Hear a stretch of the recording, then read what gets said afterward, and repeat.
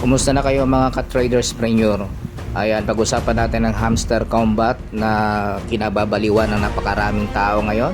Sobrang laki na ng kanyang community at padami na rin ang mga available na activities na dapat gawin, katulad na lang nitong games, no? Ayan, na makikita natin dyan, 6 na yan. So habang dumadami yan, pahirap din yung pagkuha ng mga susi.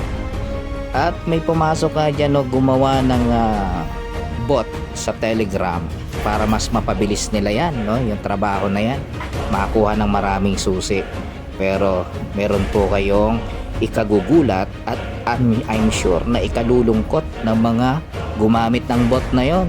So mababaliwala yata yung inyong pinagpaguran dahil sa paggamit ng bot na yan, di ba? Kasi ang hamster combat ay laging nakamonitor yan sa mga activities natin sa kanyang games. So ang marami excited na sa palapit na airdrop. Pero I'm sure marami din dito ang magiging luhaan. Bakit? Eto, tingnan natin.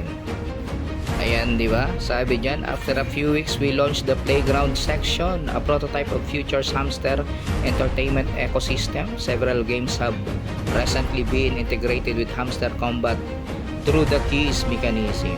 Ayan, basahin nyo yung kasunod. We want to clarify the keys will impact the size of airdrop but aren't required to participate. To prevent fraud, we can reveal more details now.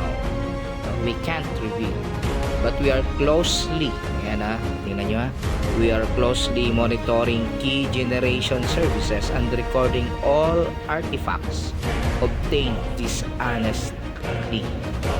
Diba? Nakabantay pala sila. Kaya kung merong mababandang account o hindi makatanggap ng airdrop, alam na this. So yan po ang balita from Hamster Combat.